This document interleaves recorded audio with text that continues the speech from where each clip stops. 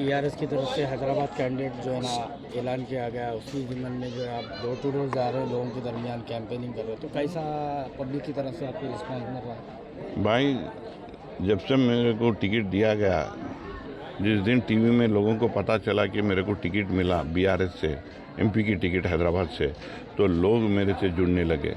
लोगों का एक ही सोच है कि हम जो है ना, बीआरएस जो सरकार में सत्ता में थी, जब बहुत योजना हमने प्राप्त किया, हमें मिला, तो उसके दरमियान हम जो है ना आज केसीआर साहब के सरकार को फिर लाने की भरपूर कोशिश करेंगे।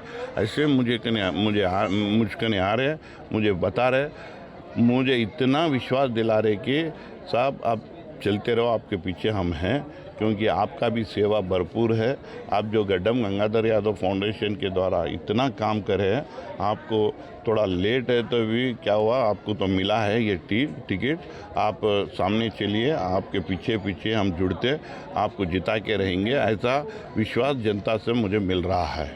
सब एमआईएम और बीआरएस जो है ना साथी फ्रेंड्स भी थे, आप लोग एमएलए इलेक्शन में और एमपी इलेक्शन में भी थे।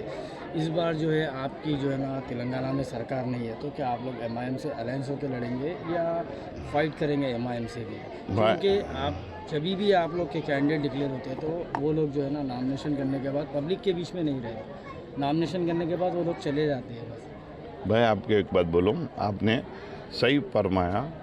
पिछले जो इलेक्शन था, हमारे केसीआर साहब बाहर आके खुले मैदान में ये बोले कि सारो सरकारो पदारो, माने 16 जो एमपी टिकट्स के ऊपर हमारी नज़र रहेंगे पिछले बार।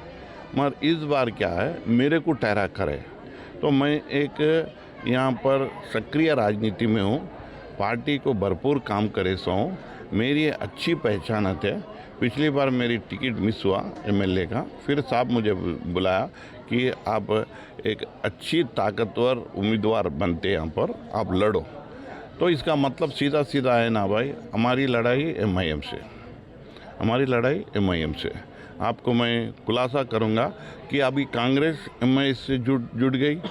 आज ये जो बहुत ही बात करते बीजेपी वाले भी एमआईएम से जुड़ गई। अभी हमारी लड़ाई एमआईएम से है, मैं एमआईएम से ही, मेरा करीबी प्रतिद्वंदी है, एमआईएम ही प्रतिद्वंदी है मेरा।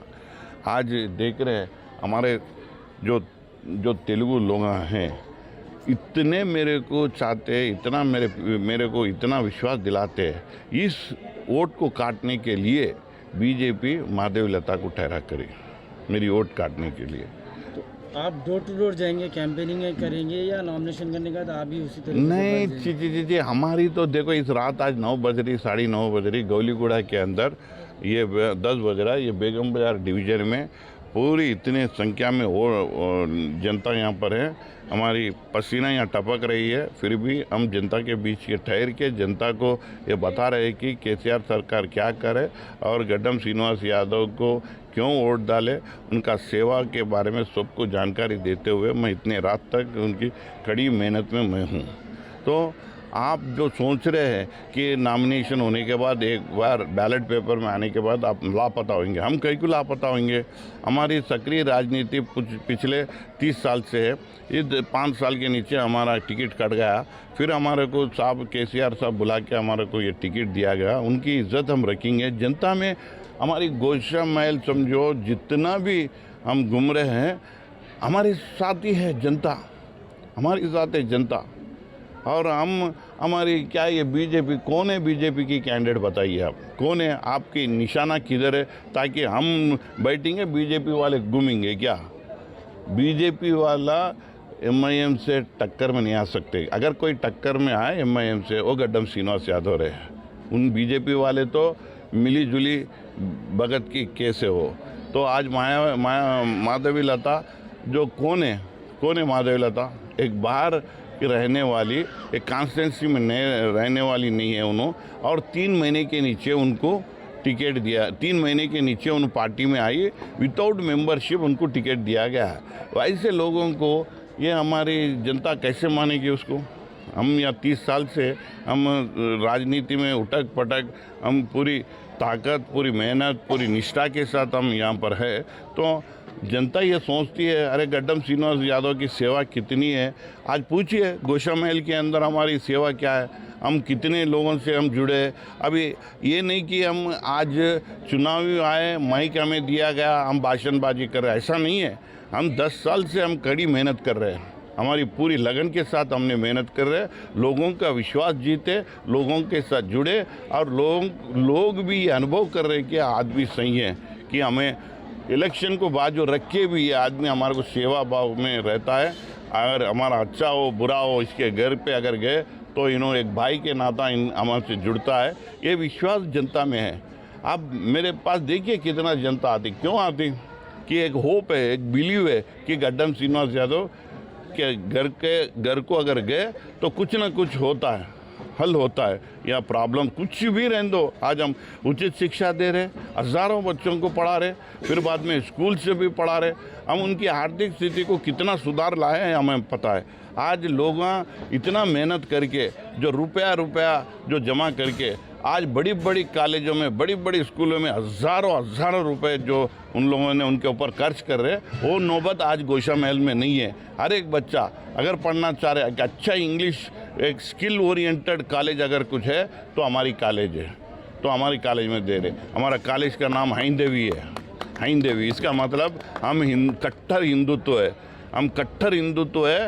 ये हिंदू हमारी आस्था है, हमारी प्रतिमा है। हम इस हिंदुत्व को हमने कॉलेज के रूप में हमने लगाया, और ये जो बोलते हैं उनके जो फर्म है विरंची है, हमारा फर्म जो है हमारे कॉलेज से हाइंदवी है। हाइंदवी माने क्या चीज़ है, आप कोई हिंदूवादी है तो उनको पूछिए। मैं हिंदूवादी हूँ, मगर राजनीति में इसका कोई ज़रूरत नहीं है। हमारी एक कैरेक्टर बताती है, हमारी एक निष्ठा है उसके प्रति, मगर राजनीति में घसड़ के एक आज सांप्रदायिकता की लड़ाई लड़ने की जो कोशिश जो हो रहा है, ये बहुत गलत है। ये इसको हर एक जना इसका खंडन करना है, इसका टिप्पणी करना है, क्योंकि आज फिर एक बार हमारे बच्चे देश विदेश में पढ़ रहे हैं, हमारे बच्चे बड़ी बड़ी नौकरियां कर रहे हैं, हमारे बच्चे बड़े बड़े एजुकेशन में इंडिया वर्ल्ड में घूम रहे। इस टाइम आप रजाकार बोलते, इस टाइम में आप बोलते पत्थर बरसाओ या उनको हटाओ, इनको हटाओ। हमारे को उससे ज़रूरत नहीं है, वो इधर से बोले या उधर से बोले, उसका तो हम निंदन करते हैं, हम खंडन करते हैं कि हमारे को सांप्रदायिक की राजनीति नहीं है। ये हो गई, इसकी घड़ी हो गई सांप्रदायिक की। आज क्या है, डेवलपमेंट की घड़ी आ गई। तो उस डेवलपमेंट का ही मेरा नारा रहेगा।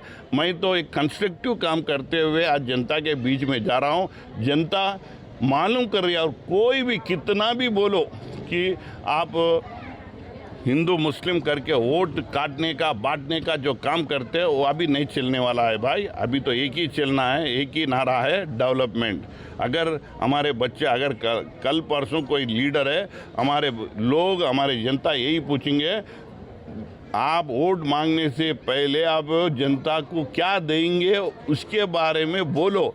ऐसा उनको हमने एक जागरूक किया है। आज हमारा वोटर से ही पूछेंगे कि आप वोट मांगने आए तो आप सेवा का बताओ, आपका बाद में वोट पूछो। इतना तक हमारी जनता उभर के सोच बढ़ा के आई, तो उसका हम स्वागत करते हैं। आने वाले दिनों में अभी सांप्रदायिकता की राजनीति खत्म, केवल डेवलपमेंट डेवलपमेंट डेवलपमेंट। सब आपकी पार्टी का मैनिफेस्टो क्या रहेगा इस बार इलेक्शन में? आपकी पार्टी की तरफ से मैनिफेस्टो क्या जारी किया? मैनिफेस्टो आज हम जो दिए, हम जो स्कीम्स दिए, हम जो जनता को जो आर्थिक स्थिति से उनको उभरने की जो कोशिश केसीआर साहब ने किया, और हमारे केटीआर साहब जितना भी हैदराबाद में डेवलपमेंट किया, तो उसका ही नतीजा है ना। हम 26 सीटें यहाँ पर स्वीप करें, ऐसा ही लोग देते क्या वोट? जब उनका काम भरपूर, ये विकास का प्रति हमारी नेताओं का सोच है, वो काम करे, लोगों को उन दिलाए, तो ही उन्होंने वोट बीआरएस को दिए। ऐसा ही नहीं कि वोट हमें मिला, हम बहुत कुछ मेहनत करें। हमारे केटीआर साहब दिन रात मेहनत करें, हमारे केसीआर साहब दिन रात मेहनत करें। इस मेहनत का नतीजा ये गैसो इलेक्शन में, एमएलए इलेक्शन में हमने भरपूर पूरी स्वीप हमने बीआरएस का पूरा हर एक कॉन्स्टिट्यूंसी में अर्बन में हमने जीता। साहब एक लास्ट सवाल है, आपकी पार्टी के कई कार्यकर्ता जो है कांग्रेस ज्वाइन कर ले रहे हैं, कई लोग को टिकट नहीं मिला बोल के कई लोग एमएलए और एमपी से नाराज़ होकर कांग्रेस ज्वाइन कर ले रहे हैं, उस पर आपका क्या कहना है? भैया ये बात सुनिए आप, और सुनिए, अभी मैं जो बोल रहा हूँ वो सोचिए, फिर जाके आप बताइए लोगों से, और ये प्रश्न यहाँ इसी दिन यहाँ पर ही ख़त्म करिए। मैं आपसे सीधा पूछ रहा हूँ, आपने बोल रहा है कि बीआरएस छोड़ के कांग्रेस में जा रहे, मेरे को एक 5 नामा बताइए भाई, 5 नामा। देखिए ये जो टाइम है, ये जो हम चुनाव के करीब है, अब ये जो राजनीति के अवसर देखते हैं, राजनीति में अपनी पकड़ बनाने के लिए रहते हैं, उन लोगों ने शिफ्ट करते हैं, कोई अभी जाने वाले उधर से इधर आते, इधर से उधर जाते, क्योंकि एक अच्छी माहौल है कि हमारी भी पहचान तो काम करके हमारा व्यक्तिगत का कुछ काम लेना है तो लेंगे। तो बिफोर इलेक्शन आते हैं नेता लोग, उधर से इधर, इधर से उधर। आज कितने जने गए कांग्रेस में मेरे को बताइए?